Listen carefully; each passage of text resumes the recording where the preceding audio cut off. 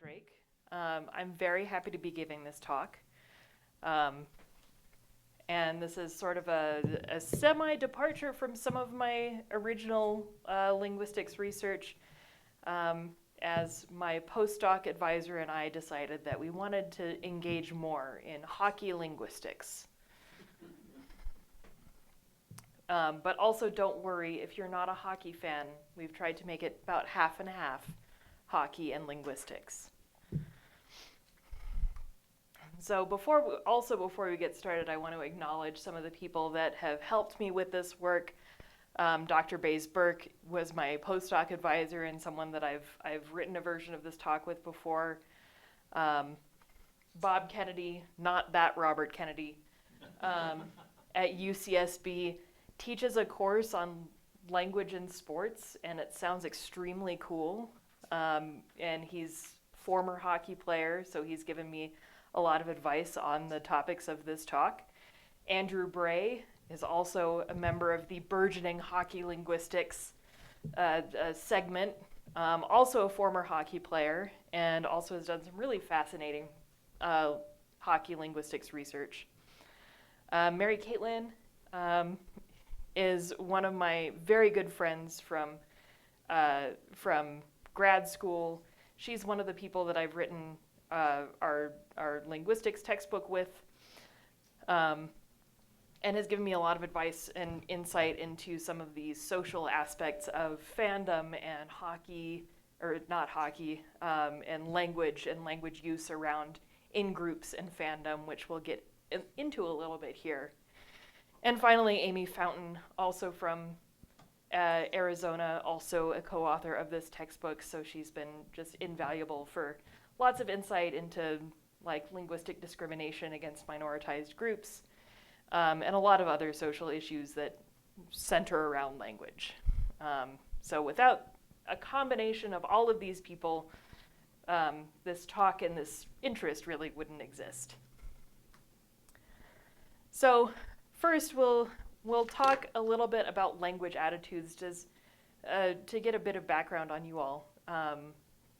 Anyone familiar with language attitudes or language ideologies already? Fantastic. I love this. Why do language attitudes matter for hockey? Why do the two of these go together?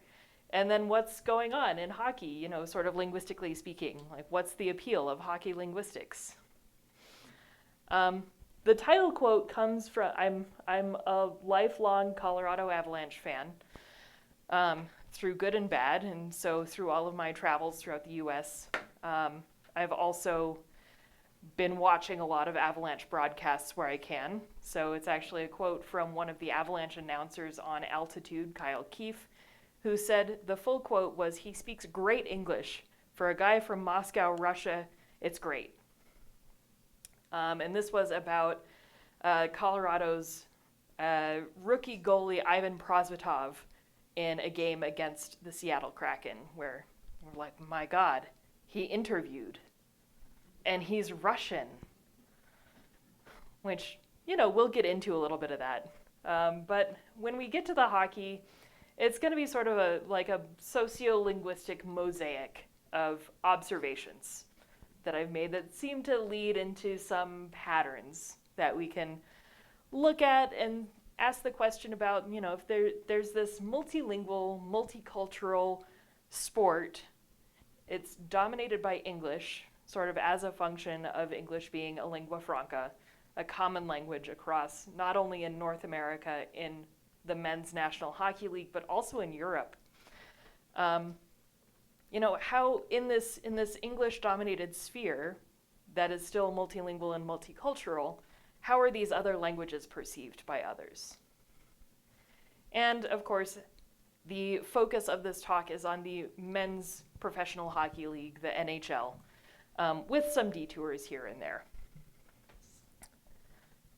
Language attitudes are, briefly speaking, the thoughts and feelings that we have about language and language users,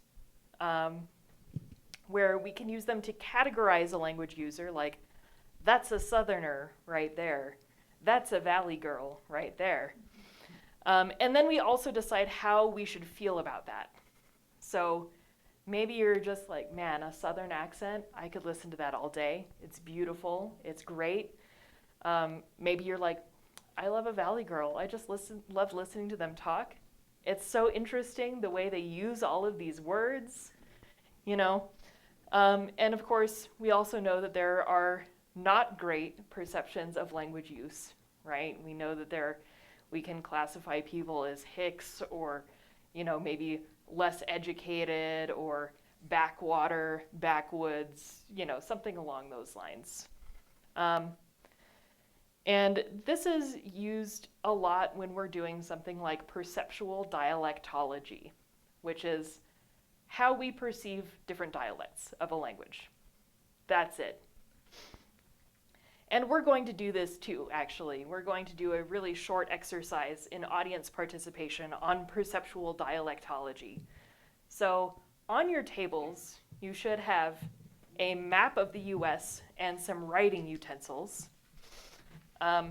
If anyone needs them, you can have a walk of shame up to the front, and I will provide you with more. But what I would like you to do is in the next 7 minutes, I would like you to take some time and draw boundaries around where people speak differently. And it would be really helpful if you label those regions so that you remember why you're like splitting them up like this. Maybe give an example, because I will be asking for your examples at the end, or not at the end, after 7 minutes. You only need to draw as many as you want to. You don't need to go whole hog. Again, you're not going to fail. If you only draw one boundary, that's fine. And of course, you're also allowed to stereotype because that's really what we're working with here. I want to see how you perceive all of the dialects of American English here in the US.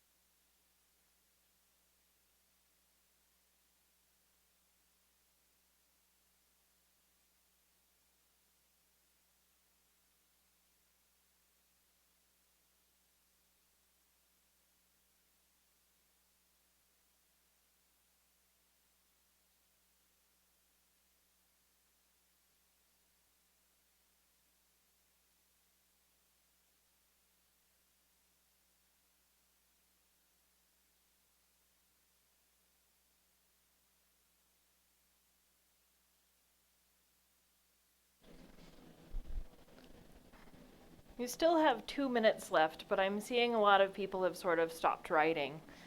Does anyone want an extra 2 minutes to continue their thoughts? No? Okay. I would like 3 volunteers to provide me with some regions or some stereotypes that you have come up with. Yes, George. From Texas eastward up to about Virginia, deep south. Inside of that, Arkansas, Missouri, Kentucky, Tennessee would be mid-south. Okay. The language transition thing I gave you for it. Uh-huh. Western and then West Coast. All right. And then up at the top is, that's Minnesota. Okay. All right. So we have several regions here. We have sort of the deep south. We have sort of mid-south around here. We have Yankee. We have Minnesotan. We have West. And we have West Coast. Did those match anyone else's general perceptions? Sort of. There's like weird. Yeah, Linda, tell me about it. Seattle's very different from California. Yes. So she said Seattle's very Yeah. different from California. And I grew up in New York City, and we could tell who grew up in Queens and who grew up in Brooklyn. Isn't it great that we have that really fine-grained perception? So there are these little micro Yeah. Yeah. dialects everywhere, probably. Yeah, absolutely. One more person, tell me about a region. Anyone. I was just going to mention Boston, which has a pretty distinctive accent. It sure does. It sure does. Who else had Boston on their map? Oh, yeah. Oh, excellent. Oh, yeah, the Southeast, of course.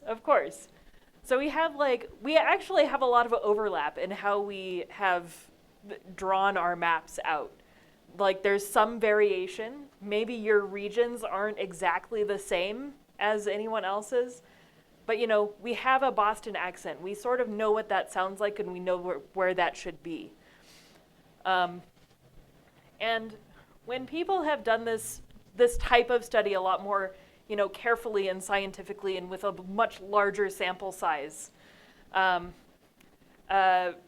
Evans did this study with University of Washington students in 2011.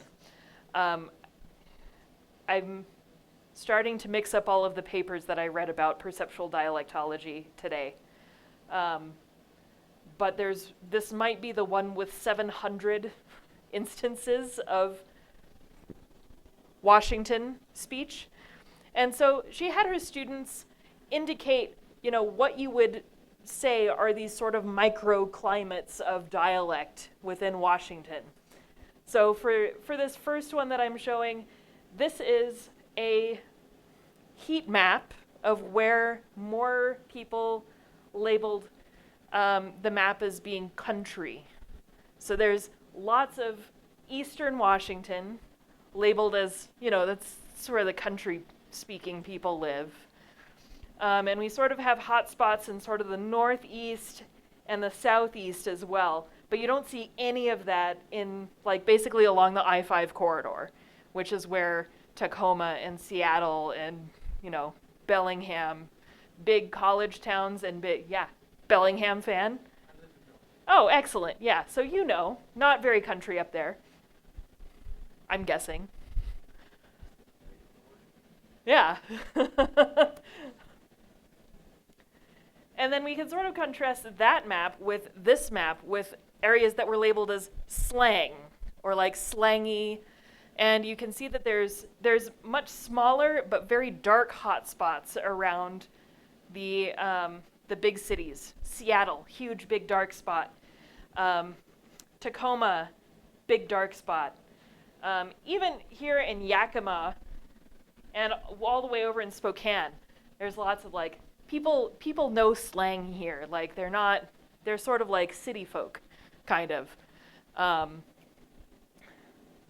And we also see this, again, around big college towns. Like, personally, I wouldn't have thought of Spokane as being particularly metropolitan and using of slang, but, you know, that's where people live. That's the capital of the state. So, sure. No? Olympia, thank you. There we go, yeah. Yeah, that's right. Washington State, Gonzaga, not the capital. Capital's in Olympia. I never lived in Washington, that's my excuse. And of course, this has also been done with maps of the US, as you have done. Carmen Fott did a similar study with her students in 2002, where, you know, fill out a map. Where's the boundaries? And so this student, very cleverly, is like, there's really just an east-west divide here. The West speaks good English except Texas. Right side has a slang. And I guess, you know, there's something different going on in Alaska. And this student indicates that she's from Danville, California. So, which is why, you know, you can just do this with just one boundary. That's fine, that's acceptable. But I think this map looks a lot more like a lot of you did. And I want to point out this giant question mark over the Four Corners in Wyoming. Just keep that in the back of your mind for one more slide.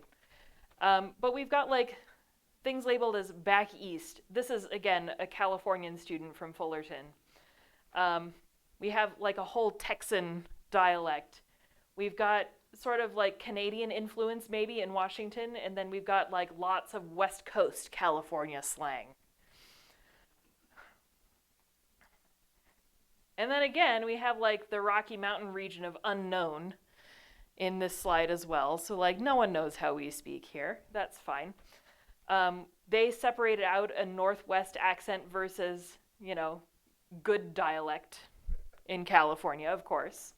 Again, this is someone from Los Angeles. And so we've got Texas, Oklahoma, New Mexico, and Arizona all lumped in under a cowboy accent, which I think is really great. That's an interesting way to describe that. And again, we have like Midwest, New York, Eastern, you know, Southern. So we're seeing like there's still some consistencies, even though, you know, no one knows how we talk in Colorado. Fine. Mary Buchholz and her colleagues did a similar study to this in actually the same class that Carmen Fott was teaching. This is I think it's at UC Santa Cruz, so mid-coast area, where they just said, okay, what about in California? Where are our microclimates of dialects in California? And so we have a lot of separation between Northern California and Southern California. This is someone who is from Mission Hills, California. This is a white girl from Mission Hills, California. She points out that this very top upper region of Northern California is like really similar to Washington and Oregon, which I'm inclined to agree with. We've got, you know, really, it's like super north. Here's the Bay Area right here, and here's Sacramento with the little star. But north of the Bay Area, I guess, is where like it's real hella up there. And you get highways up here before the freeway route for like Highway 101 versus the 101, which is what you get in Southern California, right? The Bay Area, apparently you get a mixture of Northern California and Southern California speakers. The Southern California speakers are, of course, obviously influenced by gangster rap. And then you get down in like San Diego-ish area, you get lots of speakers with accents where English wasn't necessarily their first language. Very politic. Whereas if you have, this was a Chicano student, you have, you have more hella land, very hella. You have some more Oregon forest influenced speakers. Obviously, I mean, the more trees you have, the more it influences your language, probably. And we get, like, along the Central Coast, we get laid back in-betweeners. Like, yeah, there's surfing along the Central Coast. That's fine. Sure. We have LA down here, fast-talking innovators. I don't know. We have, in the inland portion of California, we have, like, the Central Valley, and we have the Inland Empire down here. But these are valley/country, slower speakers. And then down here, San Diego-ish area, we have, like, the surfers and the borderlands. So again, we have, like, similar regions mapped out, and we have some agreement across, like, where we think different dialects are sort of living. And also in this, I just wanted to pull out this piece from this study that reads, moreover, some respondents indicated a lack of knowledge of certain areas of the inland region, specifically the less populated desert and mountainous eastern parts of the state, annotating the inland region with comments such as, almost no one lives here. Does anyone live out here? No man's land, nothing, oppression, ennui, desert, and Death Valley no one speaks. Because, if you're talking to the Joshua trees or the peaks and valleys in Death Valley, like, there's no one out there to talk to, probably. It's just, desert and ennui. So, like, as we're going through these, we can see that, there's a lot of variation dependent on where you are and what, like, places you have experience in. Like, I've heard some people talking about, well, I've never really lived here, but I don't know a lot about what's going on here. And, that's okay, but we still have these stereotypes like thick Boston accent, right? But, like, we also sort of expect people to act in a certain way and talk in a certain way, and we're usually expecting them to act and talk in ways that are similar to us, right? So, we have a lot of white people in this room, and white people tend to think that, we should all talk like a white person does and act like a white person does. And we see this in sort of troublesome scenarios in classrooms in particular, where a white teacher is around and has these cultural expectations of their students and how their students should behave. So, unfortunately, we see that things like white teachers are more likely to discipline black students for being rowdy and talkative and confrontational, and they're also more likely to be misdiagnosed with behavioral problems. White teachers are also more likely to assume that Native American students are just sort of clueless and sitting around not knowing what the material is, or that they're not as academically advanced.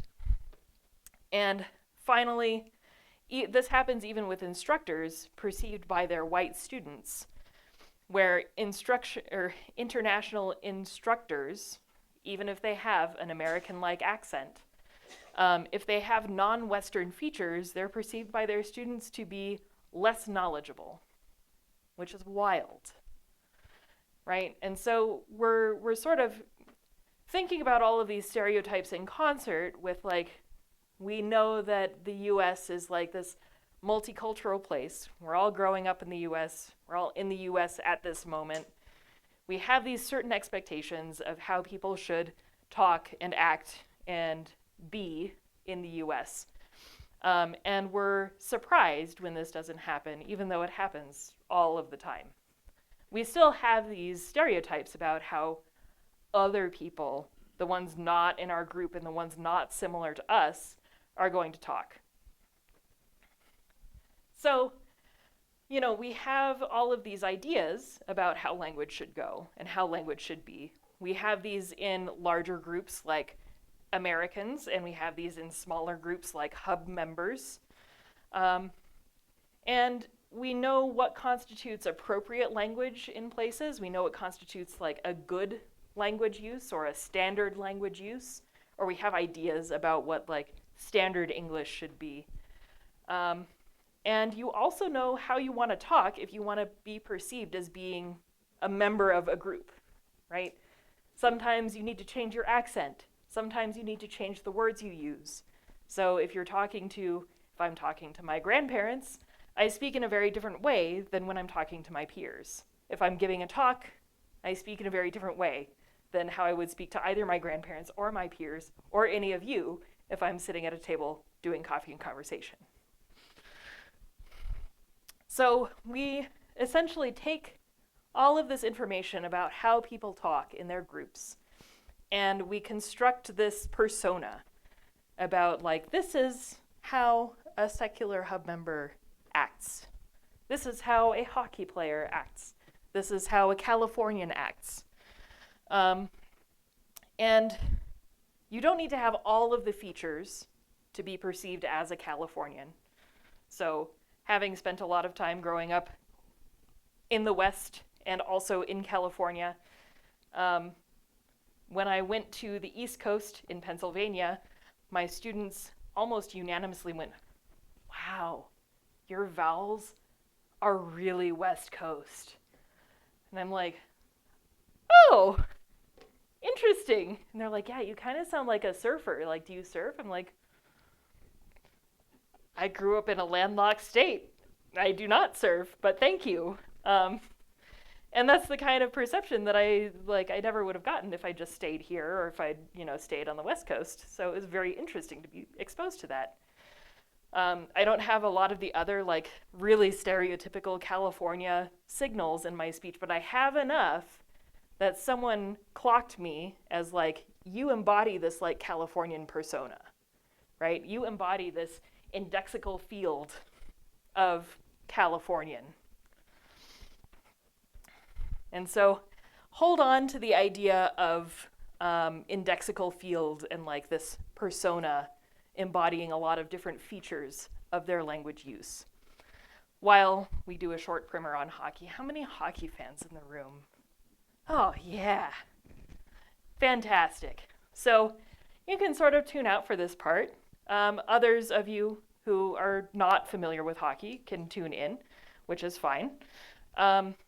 So the Men's National Hockey League was founded in 1917 in Montreal with 5 teams: the Montreal Canadiens, the Montreal Wanderers, the Ottawa Senators, the Toronto Arenas, and the Quebec Bulldogs. 2 of those teams exist into the NHL today. NHL fans will talk about the original 6 teams, which are not necessarily these 5 teams, but are the teams that have joined the National Hockey League by 1926. And those are the Boston Bruins, the Chicago Blackhawks, the Detroit Red Wings, the Montreal Canadiens, excellent, the New York Rangers, and the Toronto Maple Leafs. Just for your edification if you're talking to a hockey fan. The league has undergone several expansions: 12 teams in 67, 18 teams in 74, 21 in 79, 30 by 2000, and now it sits at 32 teams across the US and Canada. And by the way, our home team, the Avalanche, is celebrating its 30th season this season. So each season also culminates in this 16-team best-of-7 playoff series with 8 teams from the East and 8 teams from the West. And whoever wins, again, in this bracket, receives the Stanley Cup. This occurs typically sometime in late May or early June. There is also now a professional women's hockey league, the PWHL. They played their first season in 2023 to 24 with 6 teams. Originally, they did not have names because they were really focused on branding and focusing on the, building up the image of the PWHL. They started in Boston, Minneapolis, Montreal, New York City, Ottawa, and Toronto. And at the end of last season, the PWHL expanded and added teams in Seattle and Vancouver. If you happen to watch a PWHL game, I think the rules that are different from the NHL are sort of like fan favorites. They want the NHL to be doing these rules. So for instance, one of them that I particularly like is that if you're penalized, meaning you're down one person on your team against the other's full complement, and you happen to score a shorthanded goal, your penalty is over. So you get your person back if you score a goal, which I think is really cool. So, how to. Each team has 5 players and 1 goalie on the ice. Those numbers can change. So during the penalty kill that I alluded to, you can have down to 3 people plus a goalie on the ice. Or if you pull the goalie for an extra offense, you can go up to 6 players on the ice. Players tend to be teamed up in sets called lines, and they tend to take the ice together and work together in roughly 30-second to 2-minute long shifts. Sometimes you'll see a really long shift of like 3 or 4 minutes, but those are fairly rare and they're remarkable. They'll be commented on usually by an announcer. So for example, staying close to home and in my favorite hockey team, if you're watching the Avalanche the last few years, you'll know that they play Cale Makar and Devon Toews on defense together. They're typically a defensive tandem. And alas, before the injury and the trade, they used to play Nathan MacKinnon, Gabriel Landeskog, and Mikko Rantanen on a big scoring offensive line together. But these lines aren't permanent and they can change even over the course of a game or a period if the chemistry is not right. You want to shake things up. So sometimes that helps, and sometimes you're just like, well, I guess it's just an off night. No one's really playing that well right now. As we know, I think stereotypically, physical play is not only allowed but encouraged and often relied on as a strategy to fire up the boys and challenge each other to a fight. Or you might have the saying, I went to a fight and a hockey game broke out. Hockey players also chirp or trash talk each other throughout the game, and there are some players who are absolutely notorious for doing this, such as Brad Marchand. Patrick Law was one of the big chirpers, even down way at the goal line. And then there's a few more who are also known for being sort of pesky and annoying with their language use on the ice. So how does this all come together, right? Historically, the language of the NHL was French. It was founded in Montreal. Now it's English because it's very international.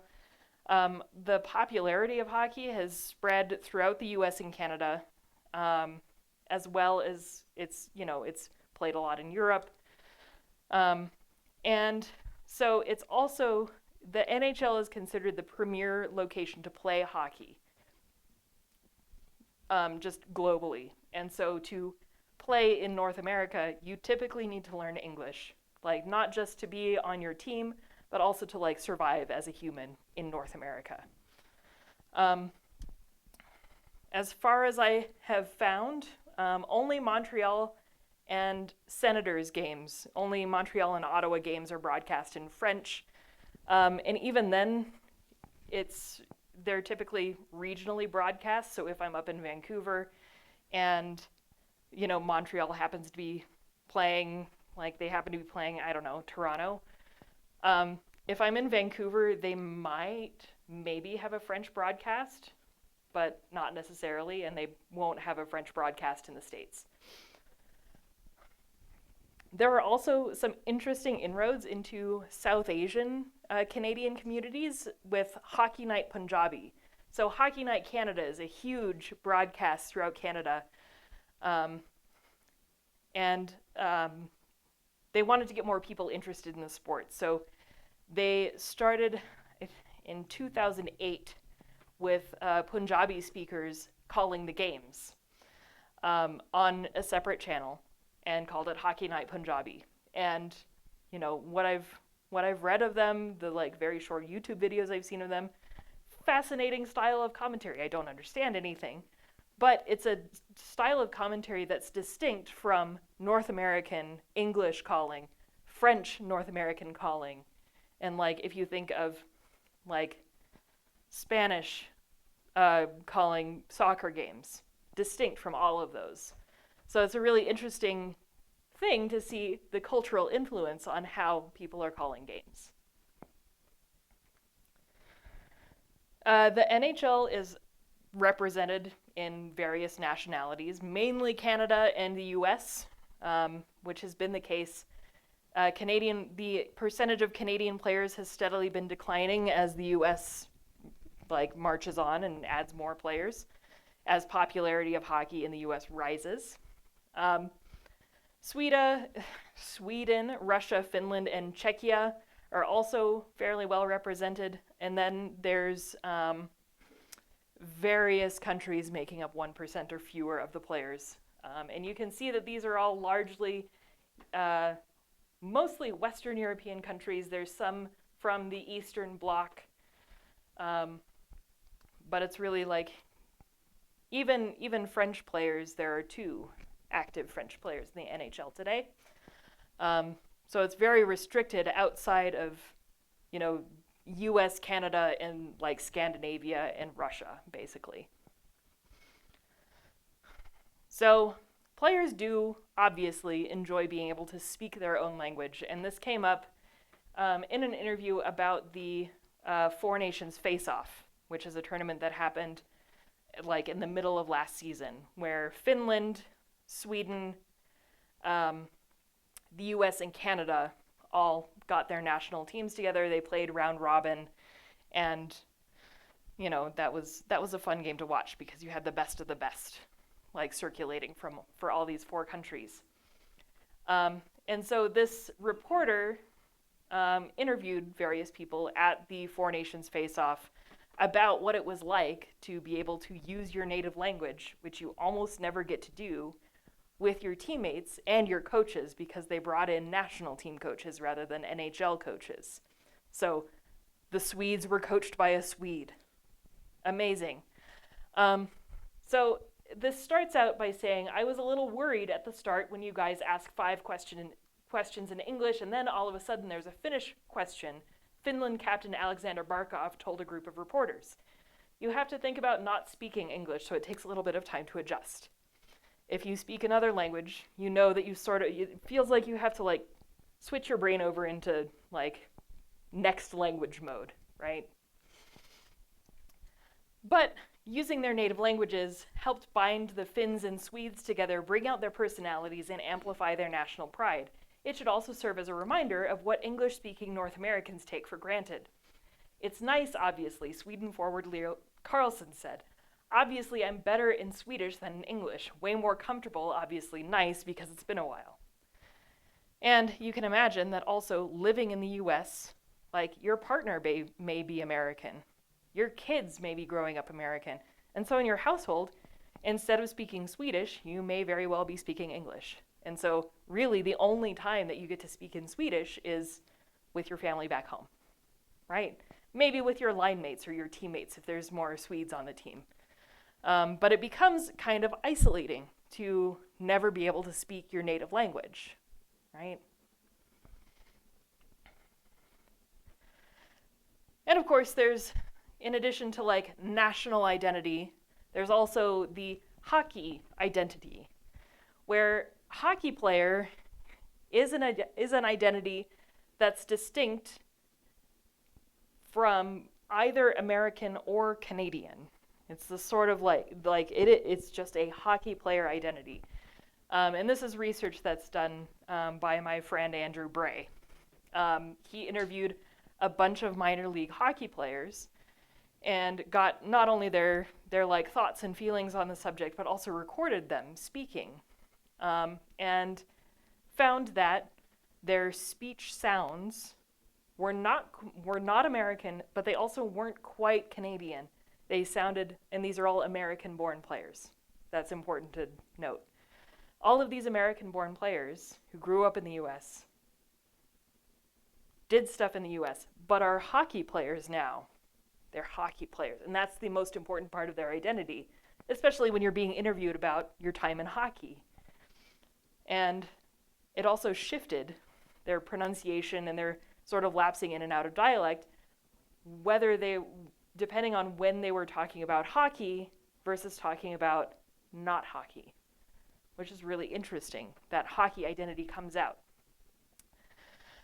This hockey identity is also said to be hypermasculine, heterosexual, and blue collar or working class. It's also typically played for white men and by white men, and especially white Anglo men and white Protestant men, despite French-Canadian origins and influence. And so this OHL player, minor league player, told this reporter, if you're not a white Christian, don't even mention anything else. It's like, oh, the black kid does one thing wrong, he's out of here. And you don't want to be Jewish, you don't want to be black, you definitely don't want to be Asian. It's like Catholics, okay, evangelist is okay, Mormon, fine, but mostly you want to be a Protestant white guy from a farm. And then you're like, that's the kid we want, getting up early, working hard on the farm, grinding it out. They have no fancy education to any extent. That's the hockey mentality. That's the perceived ideal hockey player.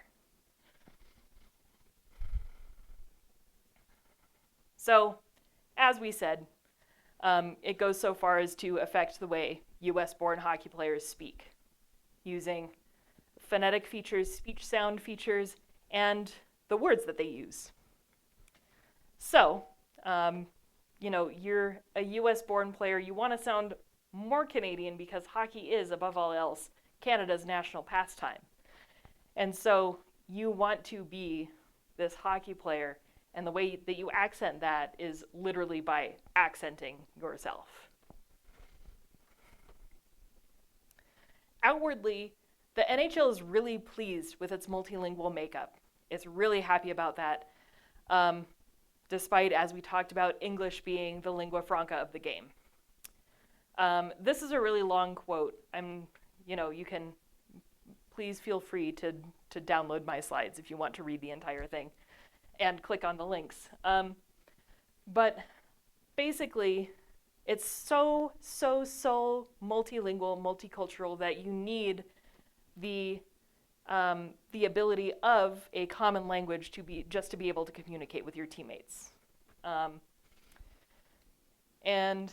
You have, especially as European team players come over, you have this shared Europeanness that you can bond with your teammates over, as opposed to when this is P.E. Bellemare, who's one of the French players of the NHL right now, or he might have retired. I don't remember. He was a French player. He experienced a lot of xenophobia when he was playing in Sweden, of all places, because he was French and because he was black. But he's like, I came over to the U.S. and I got teased because I was French, but it wasn't nearly as bad as it was in Sweden. And I could also bond with the other European hockey players on my team because we're Europeans and we're in Canada, we're in the U.S. And that's weird and different, but we're all at least a little bit weird and different together. Interesting, at least I found this interesting. There is very, very, very minimal support for players coming in from other places. Some teams might hire translators for short periods of time. Some have coaches or media staff that can translate a few words. Most teams will pair people who speak the same language, one more senior and one who's just come in, to help the more junior player exist in the world. There was one really rare instance where the Chicago Blackhawks signed Artemi Panarin to a contract. They actually also signed his buddy, who had grown up in San Jose, speaks English great, they get along together. Blackhawks are like, we'll take your buddy too, and he can be your translator. They didn't want to sign him to a hockey contract. They wanted to sign him to sort of a lousy hockey contract to be a translator, actually. And then eventually he got traded. Once Panarin was on his feet, they were like, you don't need this guy anymore. Goodbye. And he was exiled to Arizona. That's poor Arizona. They had a rough time hockey-wise, and now they all live in Utah, which the players have various feelings about. There is this tension between multilingualism is good and various like negative stereotypes between multilingual players who don't speak English. So there's this really positive article written by one of the Blue Jackets media people. This is in Columbus, Ohio, where an American defenseman, Ryan Murray, says, "I think it's awesome." And like basically you get to see like all of these other guys come from all of these other places, and it's really cool to like talk to them and find out where they're from. And Dubois is saying like, "I just want to learn all of the languages," which I find very relatable. And like you learn a few words, you want to talk to them in their language, and like it's very cool. On the other hand, you have players like Tyler Seguin in the Dallas Stars, where he made a headline for making a profoundly stupid comment on NHL language barriers, where he basically takes an English-only stance. And he says, guys always talk in different languages. Sometimes you just have to put your foot down. We're in North America. We're not going to have a team of cliques. And by cliques, he means people who speak languages other than English among themselves. Which, he can have his opinion. That's fine. But it makes headlines because it's uncommon for them to say something like this. NHL players, like all major sports players, are heavily media trained to not make profoundly stupid comments to NHL media. So there are likely others that feel similarly to this, and they just don't come out and say it. There is also, obviously, if you're playing for the Montreal Canadiens, you are living primarily in Montreal, which is very proudly and insistently French-speaking, where they have this, or had, this is back in 2022, they had this young captain, Nick Suzuki, who is an excellent hockey player, excellent teammate. They raised him to the level of captain for the Montreal Canadiens, and while he is Canadian, he did not speak French because he came from Western Canada. So there was some like fan outcry and also political pressure, like from the government, to say we need a hockey captain who speaks French, because if you live in Montreal, speak French. And so Suzuki came along and said, I'm gonna try, I'm doing my best. So it's fair, we live in Quebec, we're going to speak the language. And then the pro women's team in Montreal also had some, French-based scrutiny because they had I think it was a promotional video that was posted on the team's Facebook page, and it was all in English. And so they faced a lot of fan outcry for posting an English-only video when they're the Montreal women's team. So there's like a lot of this pressure for teams in Quebec, the Montreal teams, to maintain this Quebecois French-speaking posture. They must be French. And so by now you might be wondering, well, are there specific linguistic groups that tend to be maligned? And I can say, well, we just finished talking about French Canadians, and they're typically seen in a particular way. And this is not only from the fans and the media that we've seen before, not only from the players themselves, but actually from the GMs, the general managers, and the people who are drafting them, at least back in 1993. So even if you were a French Canadian with better game stats, you were objectively a better player than your Anglo counterparts that were either Canadian or English, you would be drafted lower than them, even though you were objectively, statistically a better player, because you're French Canadian. These researchers saw similar effects for European players.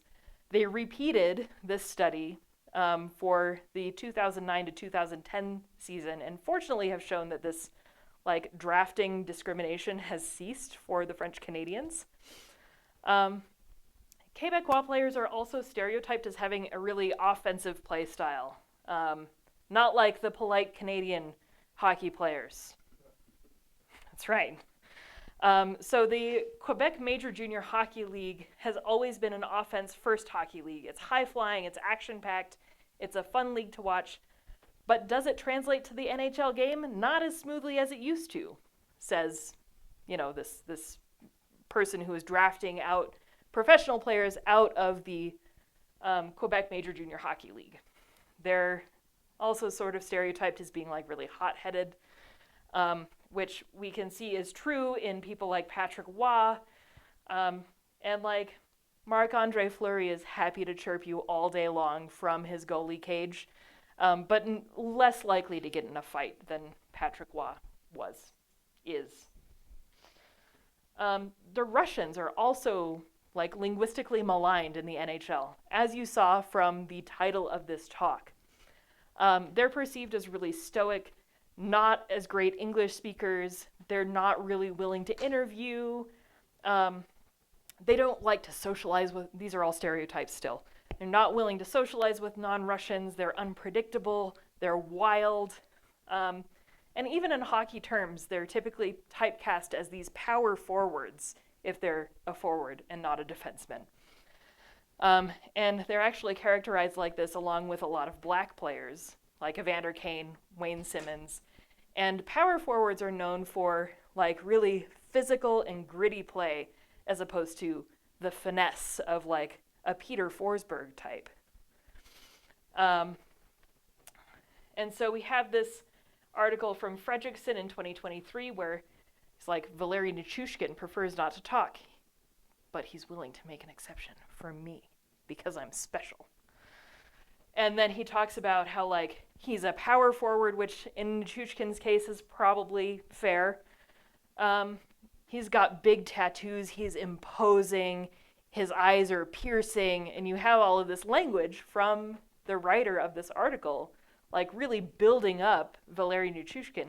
Would he do the same for one of the heavily tattooed American players? I don't know. We don't really have that data point at the moment, but like he's Russian, he's scary. Russians might also be characterized as having sort of this carefree or lackadaisical attitude toward hockey and the work that you have to put into hockey. Because if you remember, the ideal hockey player is this hardworking, dedicated farm boy and not someone like Alex Ovechkin who's like notorious for partying late into the night and skipping curfew. And like you want these like hardworking, genuine Canadian farm boys to like give interviews and say, yeah, we have to drive the pucks down deep. And some of this miscommunication is due to these cultural communication differences, like the students we talked about at the very beginning in the classrooms. Some of it might just be a lack of familiarity with players themselves. So this writer says, as a New Jersey Devils fan, I've heard the criticism of Ilya Kovalchuk. After a tough stretch of games, it's always a question of his attitude and negative body language. But his coaches and teammates are the first to defend him, saying that Kovalchuk is one of the hardest working players on the team. So this media person comes in as like, he seems to have a bad attitude. Like he's probably going like this during drills.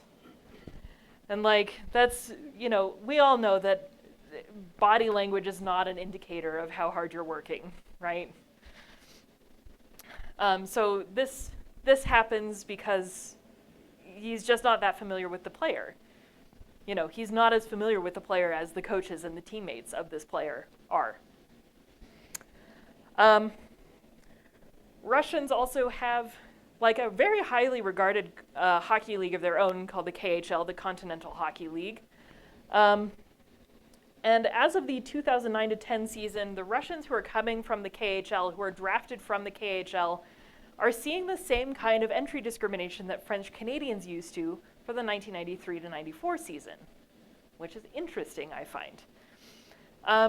And others have also suggested that like stereotypes of these Russian hockey players might be reconstructions of Soviet or Cold War era Russians, and like still having vestiges of this us versus them mentality when it comes to Russia and other countries that had been in the Eastern Bloc for North Americans, right?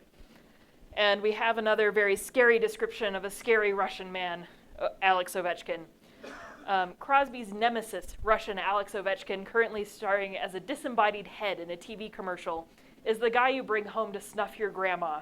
He will have no such problems projecting, of course. With his Rasputin-like leer and scraggly beard, he's the essence of hockey's Stanislavski method, a raging ball of demonic menace. He at least is going to make great TV.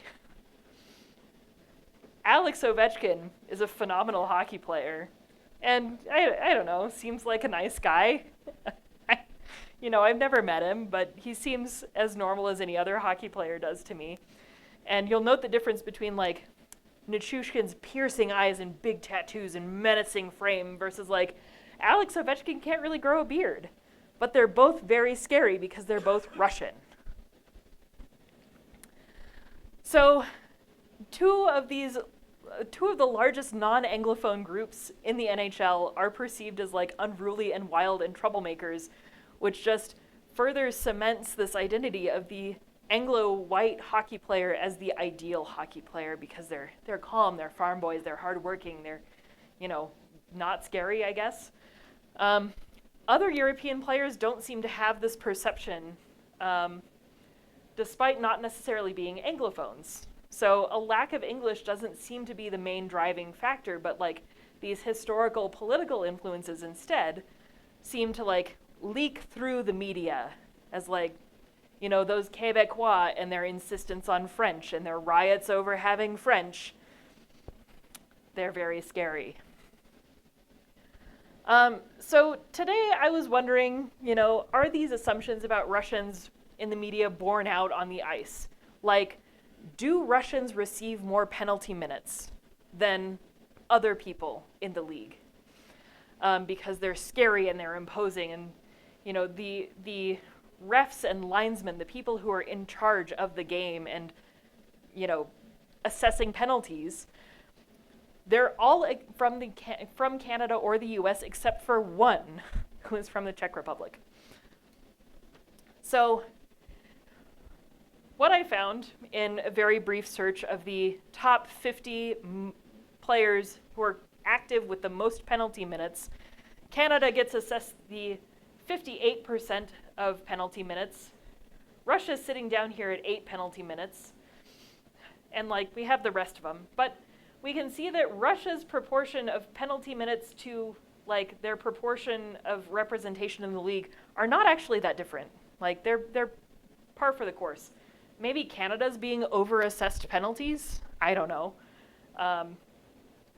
So we're seeing, Russia doesn't actually get an excessive number of penalties. That's what I'm concluding from this data. So where do we go from here? Hockey is still a relatively niche sport, despite being one of the top 4 major professional sports, at least in the US. Not many academics are sports fans to begin with. So what else do we learn about hockey linguistics? That's really my main question. And then we can also do lots of analyses of various gameplay stats, like penalty minutes, like points made when players are on certain lines that are potentially showcasing some of the effects of these language ideologies. Like, what does the point distribution look like when Tyler Sagan, king of stupid comments to the NHL, about language, is on a line with Anglophone teammates as opposed to non-Anglophone teammates? And, from the Four Nations interview, is play improved on national teams or on lines where players all speak the same language? Does that improve play? Does that help them if they're able to speak their native language together, if they're feeling more comfortable just psychologically speaking? And so I want to wrap this up by saying thank you, merci, and spasiba from me and all of our hockey playing friends.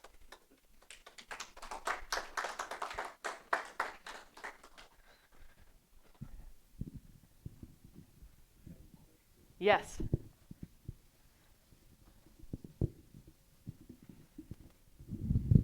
just curious about something in your research, Mhm. and I'll preface it a little bit because it kind of needs a lead in, and it goes to your final point about where do we go from here, Mhm. all right? There was a baseball player named Daniel Staub, and he played from the early 60s to the early 80s. Mhm. Good hitter, played for the Houston Astros at first and had a large shock of red hair Mhm. on his head, so naturally he was called Rusty. Mhm. When the National League expanded to Montreal in 1969, he was sent to Montreal as a player, and there he became known as Le Grand Orange, Mhm.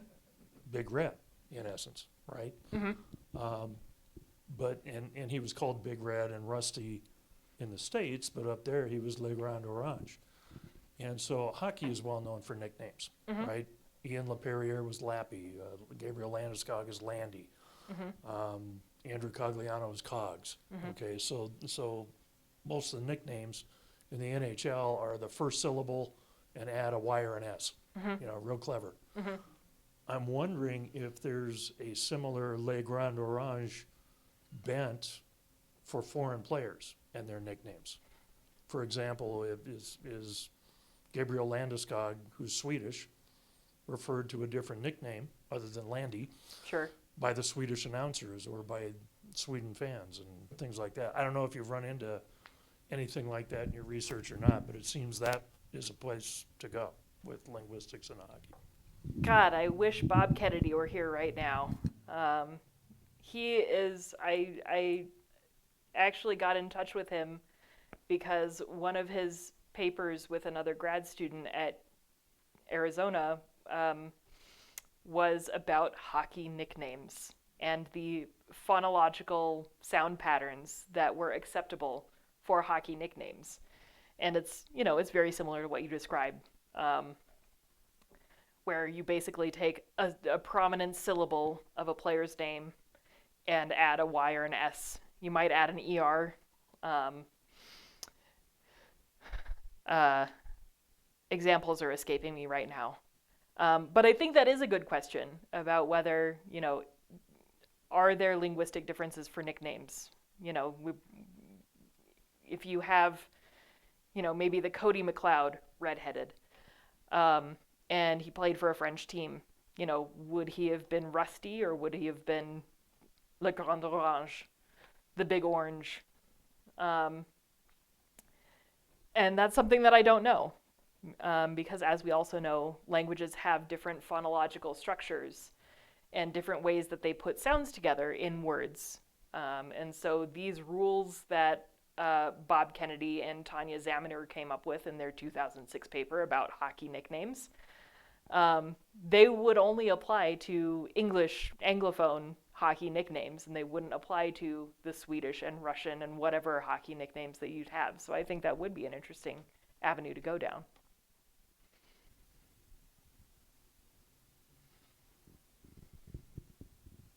Well, I'll just share a little personal story. Please. When I was about a year and 8 months old, we moved from Cincinnati to Westminster, Colorado. Mm-hmm. About 6 months later, my father's job took us back to the East Coast. We moved to New Milford, Connecticut. Mm-hmm. At 5 years old, I came back to Westminster, Colorado, at which point they put me in a class for speech impediments because I could not pronounce the letter R. It was Excellent. a ka, my name is Mark, go for a drive. Uh-huh. So that's an excellent example of... Yeah, absolutely. We have these slightly stigmatized accents because there is a certain beauty to an R-less accent that we might see somewhere on the East Coast, right? But I don't see it as being perceived as one of the very prestigious languages. It's like a very working class kind of dialect, right? And so if you're a teacher in Westminster, Colorado, and you're like, well, this kid is having issues, and I don't know why, it's because he spent a lot of time on the East Coast listening to R-less varieties of not of Arabic, good Lord, of English. Yes, I have a question. Oh, Mr. Secretary. may or may not be directly related, but Sure. when I was reading books about dialects and where language, regionalisms, et cetera, and this would have been 20 years ago, they said that essentially as telecommunications advances and now with the internet, that a lot of these regional variations are going to, over time, diminish and eventually, fade away as the society becomes more mobile. Based on your experience, is that the trend we're seeing long term, or is it still pretty much in the individual packages based by region? Yeah, that's a really great question. I've also read things to that, is sort of speaking to that idea that with the globalization of a lot of media, we may be seeing this sort of shrinking of dialects and varieties that we can listen to in languages, because we're all sort of converging on one pattern. And I haven't necessarily seen that to be the case myself, but I am noticing that, you have different dialects based on, again, social groups on the internet. So you have like this, you have like the millennial slang versus the Gen Z slang. And we have these like perpetual generational wars of language of who speaks it better, right?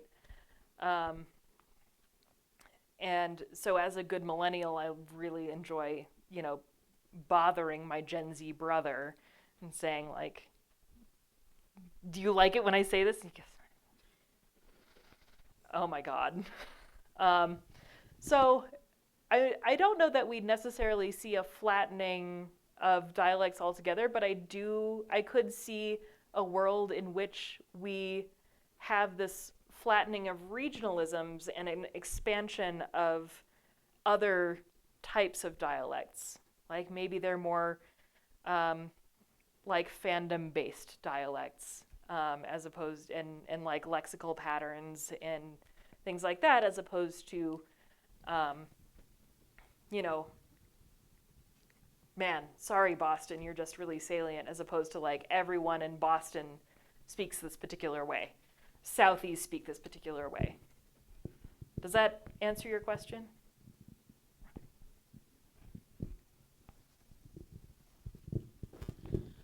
This isn't a question, but I want to recommend an ancient movie with Paul Newman, known as Slapshot.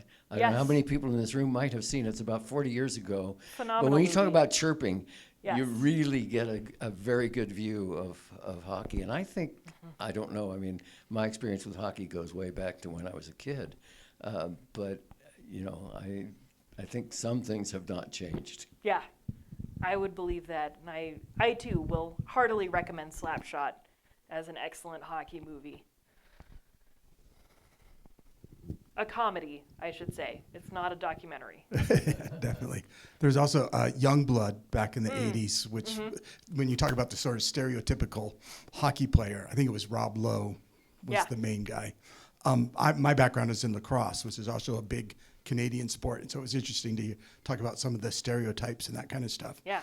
But my question is, have you ever come across where people are using language to their advantage? Like, you have two Swedes on a line together and everybody else is speaking English. Are they communicating in Swedish, like, cut behind the goal, or, do this, do that in Swedish, and nobody knows what they're talking about? Yeah. So I obviously can't speak to this personally because I'm not down there on the ice, but I've read several interviews where sometimes it's the centerman taking the face off when the puck drops. And he's like, I hear my Swedish wings talking in Swedish to each other, and they're yelling at each other across the ice in Swedish. I don't know what they're saying, but I hope they're not changing the play. I think it's also Dallas now that has a big Finn line. And so they're also starting to become notorious for we speak Finnish on the Big Finn line. And it sort of makes the players on the opposing team a little bit antsy because they don't they don't know Finnish, because only Finns know Finnish. So I would say that players do use language to their advantage, especially in these situations where you want to keep something away from the other team. For sure, absolutely.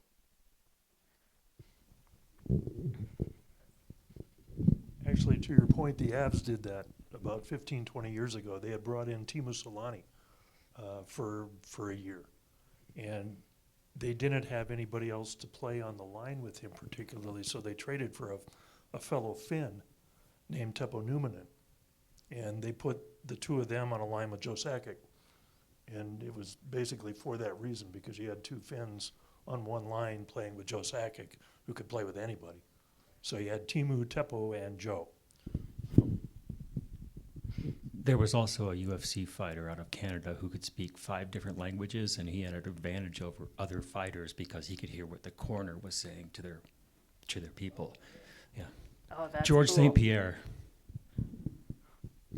That's excellent. Go for it.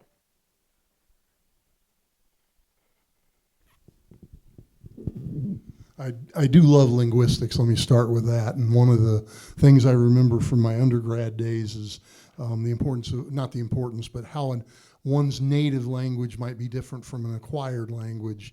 And one of the things I distinctly remember is if you to use high pressure words like the F word or other words like that, they elicit a strong emotional response, whereas if I hear it in Spanish, for example, it's not as intense because it's not my native language. So I guess my question related to the hockey relates to the French versus English. Do the French players who know English but it's not their native language, or vice versa for the English players, do they tend to use those emotionally laden words because they know that they elicit a response, or is their language ability that good that they're truly bilingual? Is it just, I don't know if I'm asking a real direct question, but I think you get where I'm going. Yeah, I think I get where you're going.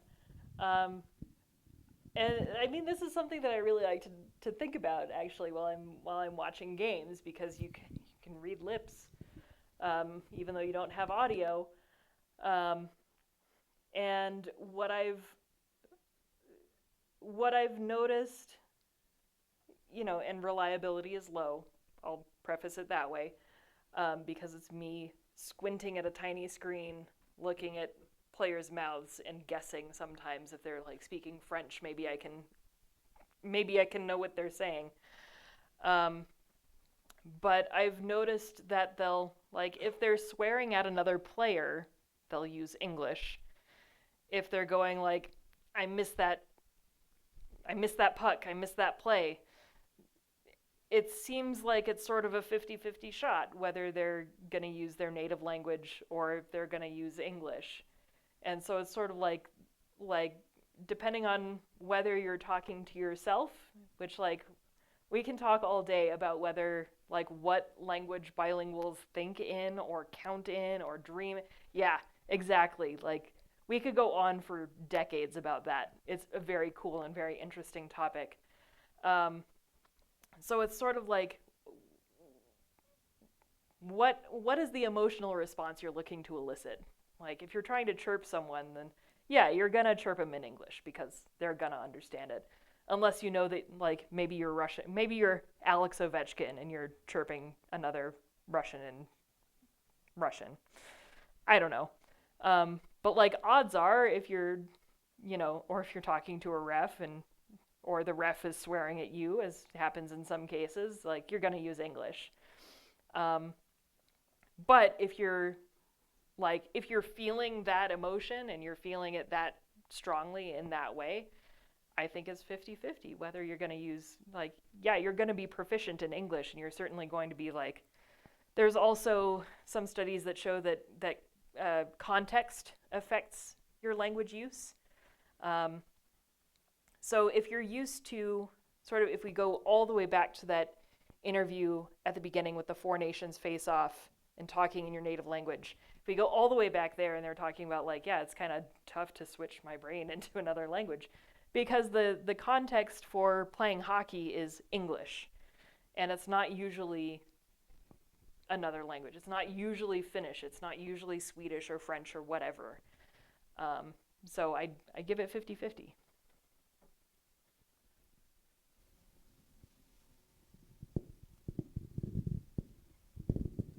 I'll just add on that I know colleagues who may be both from Germany say, but they have to talk about their math research in English because they don't know the German specialized words for the mathematics in that subfield necessarily. Yeah.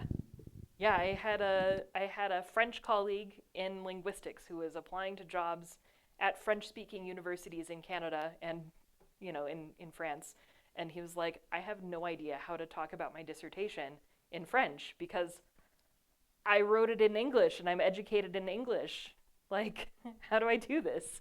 So yeah, language and specialized terms is a really interesting intersection.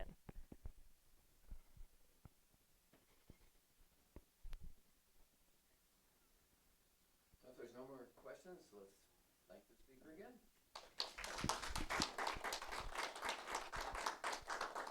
Thank you all very much. I really appreciated your attention throughout all this.